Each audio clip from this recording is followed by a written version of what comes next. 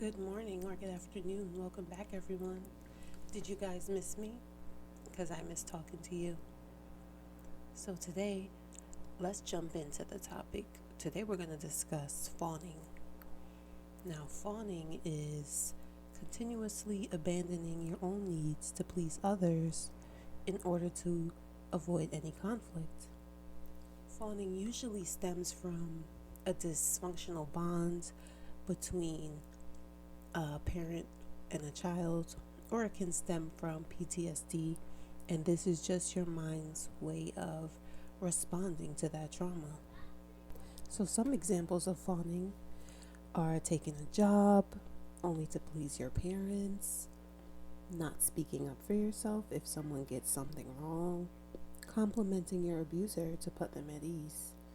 So, for me, I did exhibit this behavior, and I say did because I recognized it and no longer do it. I grew up in an environment where I was constantly shamed, and I would try to make the person that was shaming me happy so it wouldn't continue. And as you know, that's an endless cycle since there was nothing I could do to make them stop. But I didn't know that at the time. I was told by this person that I thought I was better than them because my skin tone was lighter, and that's not something that ever crossed my mind, but I would feel ashamed of how I looked and thought that everybody else saw me that way. I was a good student. I received good grades in school. I always came home or went to my after school program after school. I never got to go out or hang out with friends, but I would still be told that what I did wasn't good enough. So it was a constant struggle within myself, and I couldn't figure out what to do to make this person happy because everything I did seemed to be wrong.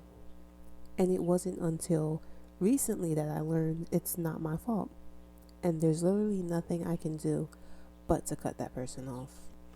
I attended college online due to my social anxiety, and I was constantly told that my education wasn't as good as theirs because they attended class in person. I did pursue my degree in my field of choice, but it wasn't as exciting to me because I felt like I wasn't deserving to feel happy about it because it wasn't as significant as attending school in person. The clothes I wore and my hair were always critiqued, and I would wear the kind of clothes this person would approve of and still be told it doesn't look good on me.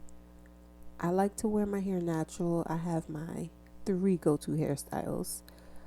Everybody that knows me knows what they are. But this person convinced me that I needed to wear weave to make my hair look better. And of course, I went and did it and regretted it. Now, I am very proud of who I really am, and I've stopped trying to change myself to please that person. The only regret I have is that I wished I would have realized it sooner because I feel like I could have been happier with myself way sooner. Um, I love my hair. I love not wearing makeup. I like the clothes that I wear, and I like how I look, and I don't need anyone's approval. And you have to learn how to separate your needs and wants from other people's needs and wants. And then you'll discover your true self and hopefully be able to leave that person or be able to set boundaries, but only if that person can respect those boundaries that you set. For me, growing up in this kind of environment has definitely damaged me emotionally.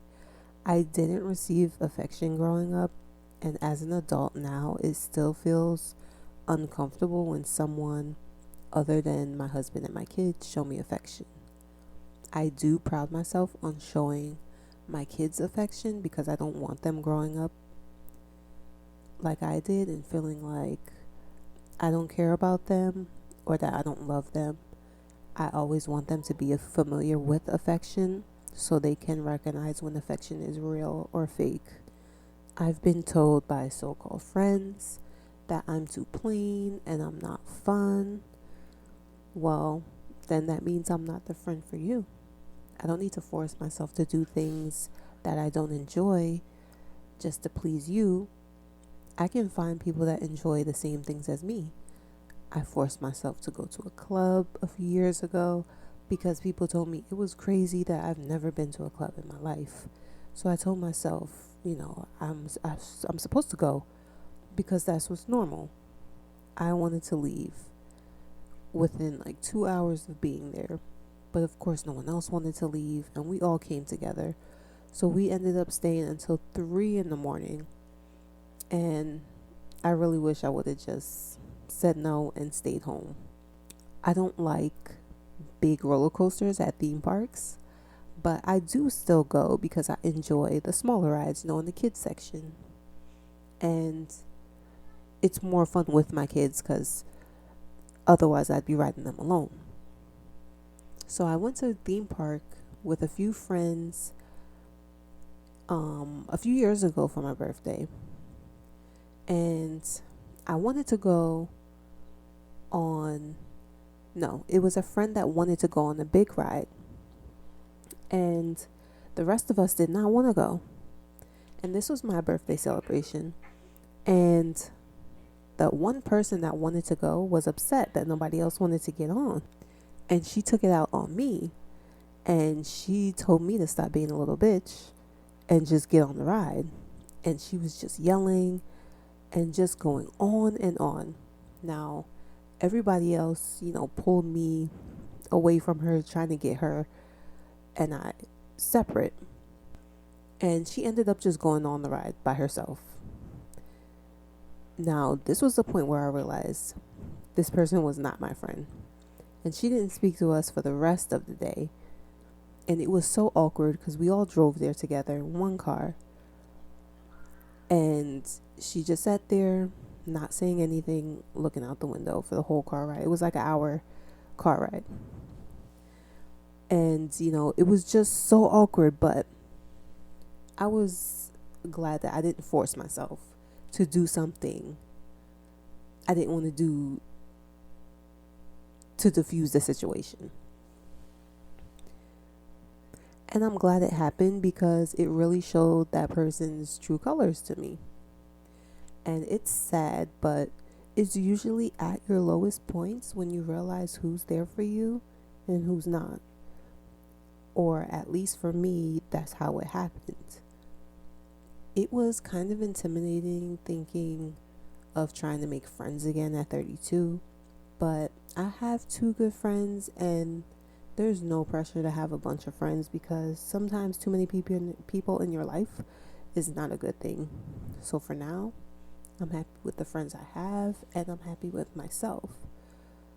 Now, this was a great discussion, and I'm glad we're talking again. I'll talk to you guys next week. Enjoy the rest of your week.